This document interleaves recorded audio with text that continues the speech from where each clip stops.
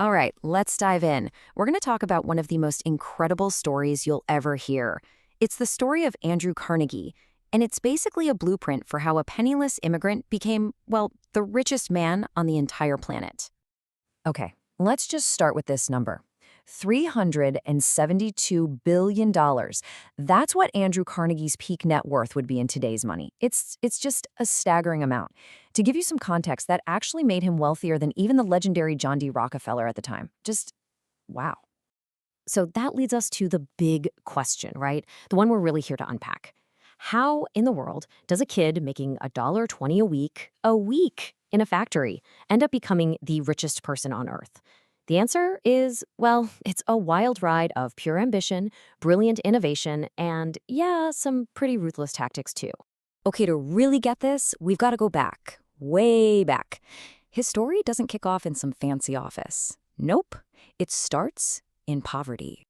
So picture this. It's 1835 in Scotland. Carnegie is born into a family of weavers, but their whole way of life is just disappearing. They're literally facing starvation. So what do? They pack up and head to America in 1848. And Andrew, he's only 12 years old, but he's already working. First as a bobbin boy in a cotton mill, then as a telegraph messenger. You can just feel that hunger, that constant search for the next step up. Then comes this game-changing moment. A local guy, a Colonel James Anderson, does something amazing. He opens up his personal library. We're talking 400 books to working boys just like Andrew. Now remember, Carnegie had barely any formal education. So for him, this library, it wasn't just a room full of books. It was everything. It was his Harvard, his Yale, and right there, that's where the seed was planted for everything that would come later. You can hear it in his own words. He made a promise to himself that if he ever made it big, he'd make sure other poor kids got the same chance he did. And believe me, that's a promise he would keep on an absolutely mind-blowing scale. So, the big question is, how do you go from a book-loving telegraph boy to an industrial titan? Well, this next chapter is where the money machine really starts to get built. Okay, so his big break comes from the railroad, working for a guy named Thomas Scott, who becomes his mentor. Scott basically says, hey kid, here's a hot tip. He gets Carnegie in on a $500 investment. Now, $500 was a fortune back then. His mom had to mortgage their family home to get the cash. Talk about pressure. But it paid off. He got in on some, let's call them inside deals, plowed every single penny of his returns back into more investments, and just like that, his capital started to snowball like crazy. So what was his secret sauce for steal? It was this brilliant three-step blueprint. Step 1, he went all in on new tech. He saw this thing called the Bessemer process and realized it was the key to making tons of high-quality steel cheap. Step 2, he integrated vertically. What's that mean? He bought everything. The mines where they dug up the iron ore, the ships that carried it, the mills that cooked it. He owned the whole shebang from start to finish.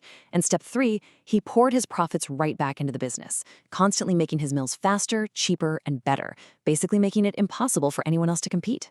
And the payoff for all that? Well, in 1901, the legendary banker J.P. Morgan comes knocking.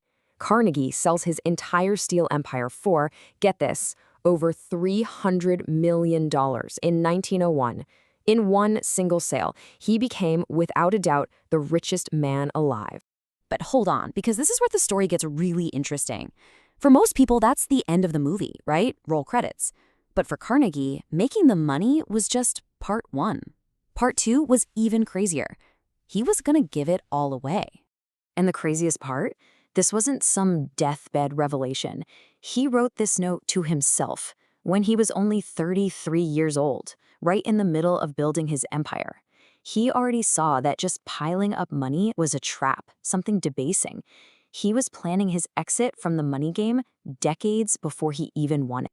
And all this thinking led to his famous essay, The Gospel of Wealth. The idea was totally radical for its time. He argued that if you're rich, you're not really the owner of that money. You're just a trustee, a caretaker, and you have a moral duty to use your wealth and your skills to make society better, and to do it while you're still alive. I mean, you can draw a straight line from this idea to things like the Giving Pledge today. And then he drops this bombshell, probably his most famous line ever. The man who dies thus rich dies disgraced. Wow. I mean, just think about that. He's saying that dying with a huge fortune isn't a success, it's a disgrace. It's a sign that you failed to do your duty. For him, a life well lived meant giving it all back. All right, so talk is cheap, right? It's a great philosophy, but what did he actually do with the money? Let's take a look. Well, by the time he passed away in 1919, he had given away more than $350 million. That was almost all of it. The vast majority of his fortune, which, again, would be billions and billions today. He actually walked the walk. And look at where it went. Sure, a huge chunk went to his main foundation, the Carnegie Corporation, but look at the rest. $60 million for libraries, $20 million for colleges, $51 million for research. You see the pattern? He wasn't just handing out cash. He was building ladders. He was building the very institutions that would give other people the chance to climb, just like he did. And let's just zero in on the libraries for a second.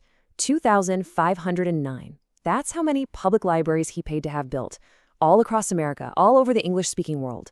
For so many people in so many towns, the Carnegie Library was the place you went to learn, to dream, to get a shot at a better life. But it's not that simple. It's never that simple, is it? The man who gave all this away, well, the way he made the money is a whole other story. It's full of contradictions, and that's the Carnegie paradox. You have to try and hold these two images of the same man in your head at once. On one side, you've got Carnegie the benefactor, the guy who funded peace palaces and hated war, the guy who championed education for the common man. But on the other side, you've got Carnegie the robber baron. His company sold armor plates for the very Navy he spoke out against. And most famously, he was absolutely brutal to his workers, crushing unions in events like the Homestead Strike, which ended in bloodshed. It's a lot to reconcile. So that leaves us with the ultimate question, doesn't it? Who was Andrew Carnegie? Was he a ruthless robber baron who built America on the backs of his workers? Or was he a saint who gave it all back?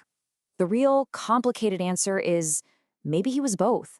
A product of a different time, whose legacy is just as complicated and debated today as it was 100 years ago.